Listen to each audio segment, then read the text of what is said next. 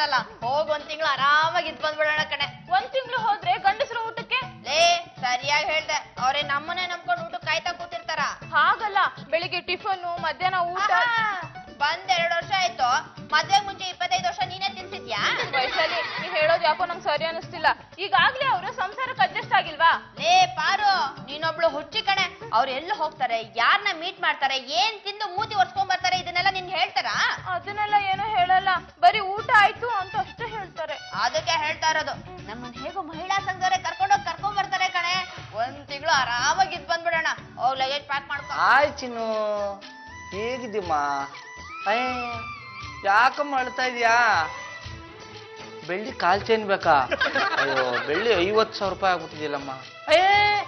ಅಳ್ಬೇಡ ತಗೊಂಡ್ಬರ್ತೀನಿ. ಬಂಗಾರಿ, ಯಾಕೆ ಕೋಪ ಮಾಡ್ಕೊಂಡಿದೀಯಾ? ನೋಡು, ನೀನ್ ಕೋಪ ಮಾಡ್ಕೊಂಡ್ರೆ ನನ್ಗೂ ಅಳು ಬರುತ್ತೆ. ನಿನ್ಗೇನ್ ಬೇಕು ಹೇಳು? ಅಳ್ತಾ ಹೇಳ್ತಾರ? ಗೋಲ್ಡ್ ಪೆಂಡೆಂಟ್ ತಾನೆ, ತಂದು ಕೊಡ್ತೀನಿ. ನಾನೇ ತಂದು ನಿನ್ ಕತ್ತಿಗೆ ಹಾಕ್ತೀನಿ, ಆಯ್ತಾ? ಪಾರು, ಇಲ್ಲೇನೋ ನಡೀತಾ ಇದೆ ಕಣೆ. ಈ ಚಿನ್ನು ಯಾರು, ಬಂಗಾರ ಯಾರು ಅಂತ ನಾವು ಕಂಡುಹಿಡಿಬೇಕು. ಇವ್ರು ನಮ್ ಜೀವನದಲ್ಲಿ ಹೇಗ್ ಬಂದ್ರು, ಯಾವ ಬಾಗ್ಲಿಂದ ಬಂದ್ರು? ನಮ್ಮ ಯಜಮಾನ್ರಿಗೆ ಇವ್ರು ಹಿಂದೆ ಬಿದ್ದಿರೋದ್ ಕಾರಣ ಏನು? ನಾನು ಎಲ್ಲಾ ಪ್ಯಾಂಟ್ ಶರ್ಟ್ಗಳನ್ನ ಹುಡುಕ್ಬಿಟ್ಟೆ ಕಣೆ, ಆದ್ರೂ ಒಂದೇ ಒಂದು ಲವ್ ಲೆಟ್ರು, ಫೋಟೋ ಏನು ಸಿಗ್ಲಿಲ್ಲ. ಪೆದ್ದಿ ಪಾರು, ಪ್ಯಾಂಟ್ ಅಲ್ಲಿ ಶರ್ಟ್ ಅಲ್ಲಿ ಇಡಕ್ ಅವ್ರೇನ್ ದಡ್ರೇನೆ? ನಿನ್ ಪತಿ ಪರಮೇಶ್ವರ ಶೂಟಿಂಗ್ ತಗೊಂಡೋಗ್ತಾರಲ್ಲ ಬ್ಯಾಗು, ಅದ್ರಲ್ಲಿ ಚೆಕ್ ಮಾಡ್ಬೇಕಾಗಿತ್ತು. ನನ್ನೇನಷ್ಟು ದಡ್ಡಿ ಅನ್ಕೊಂಡ್ಯಾ? ನಾನು ಅಲ್ಲೂ ಹುಡುಕ್ತೆ, ಅಲ್ಲೂ ಏನು ಸಿಗ್ಲಿಲ್ವಾ? 2 ಫೋಟೋ ಸಿಕ್ತು. ಪಾರು, ಚಿನ್ನು ಫೋನ್ ನಂಬರ್ ಇದೆ, ಬಂಗಾರ ಫೋನ್ ನಂಬರ್ ಇದೆ. ಇವ್ರು ಯಾರೋ ಸಿನಿಮಾದವ್ರೇ ಇರ್ಬೇಕು.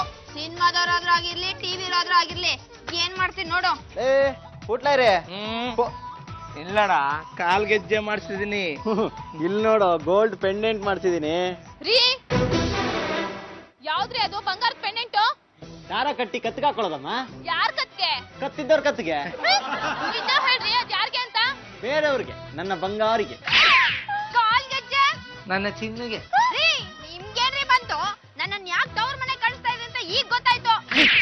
ರೇ, ಏನ್ ಮಾತಾಡ್ತಿದ್ದೀರಾ? ರೀ, ನಾವಿಬ್ರು ತವ್ರ ಮನೆಗೆ ಹೋಗಿದ ತಕ್ಷಣ ನಿಮ್ ಗರ್ಲ್ ಫ್ರೆಂಡ್ಸ್ ಗಳನ್ನ ಕರ್ಕೊಂಡ್ ಮನೇಲಿ ಇಟ್ಕೋಬೇಕು ಅಂತ ತಾನೆ? ನಿಜ ಹೇಳ್ರಿ, ಯಾರದು ಬಂಗಾರ? ಯಾರದು ಚಿನ್ನ? ಅವ್ರಿಬ್ರು ವಿಷಯ ನಿಮ್ಗೆ ಗೊತ್ತಾಯ್ತಾ? ಹೌದು, ಅವ್ರು ಯಾರು ಅಂತ ಹೇಳ್ಬೇಕು.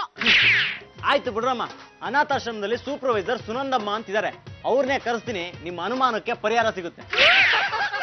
ನೀವು ಪೆಂಡೆಂಟ್, ನೀವು ಗಾಲ್ಗೆಜ್ಜೆ ತಂದು ಕೊಟ್ಟಿದ್ದು ಇವ್ರಿಗೆ ತಾನೆ? ಇವ್ರಿಗಲ್ಲಮ್ಮ, ಬೇಕಿದ್ರೆ ಕೇಳಿ ನೋಡು. ಚಿನ್ನು, ನಾನ್ ನಿನ್ನ ಕಾಲ್ ಗೆಜ್ಜೆ ಕೊಡ್ಸಿದ್ನ? ಇಲ್ವಲ್ಲ. ಬಂಗಾರಿ, ನಾನ್ ಹಿಂಗ್ ಪೆಂಡೆಂಟ್ ಕೊಡ್ಸದ್ನಾ? ಇಲ್ವಲ್ಲ. ರೀ, ಇವ್ರು ಈ ತರನೇ ಉತ್ತರ ಕೊಡ್ತಾರೆ ಅಂತ ನಮ್ಗೆ ಮೊದ್ಲೇ ಗೊತ್ತು. ರೀ, ಇವ್ರಿಬ್ರು ನಮ್ ಫ್ರೆಂಡ್ಸು ರೀ. ಇವ್ರು ನಮ್ಗೆ ಸಿನಿಮಾದಲ್ಲಿ ಅವಕಾಶ ಕೊಡಿಸ್ತೀವಿ ಅಂತ ಹೇಳಿದ್ರು, ಅದಕ್ಕೆ ನಾವಿಬ್ರು ಫೋಟೋ ಕೊಟ್ಟಿದ್ವಿ. ಅಷ್ಟೇನಾ? ಅಷ್ಟೇ. ಇಂಥ ಕಟ್ಟು ಕಥೆಗಳನ್ನ ನಂಬೋದಕ್ಕೆ ನಮ್ ಮನ್ಸು ಒಪ್ತಾ ಇಲ್ಲ. ನಿಮ್ ಅನುಮಾನ ನೋಡಿ ನಮ್ಗೆ ಅಸಹ್ಯ ಅನ್ಸ್ತಿದೆ. ರೀ ಪರಮೇಶ್ವರ ಅವರೇ, ನಾವಿನ್ ಬರ್ತೀವಿ, ನಾವ್ ಆಮೇಲೆ ಸಿಗ್ತೀವಿ.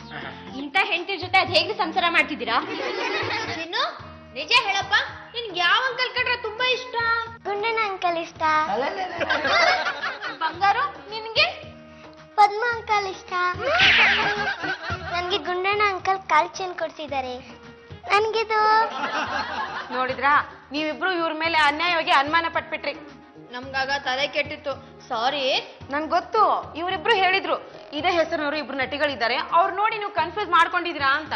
ಇವ್ರ ಹೆಸರನ್ನೇ ಅವ್ರಿಗೆ ಇಟ್ಟಿದ್ದಾರೆ, ಅವ್ರ ಹೆಸರನ್ನೇ ಇವ್ರಿಗೆ ಇಟ್ಟಿದ್ದಾರೆ, ಅದಕ್ಕೆ ಸಮಸ್ಯೆ ಆಗಿದ್ದು.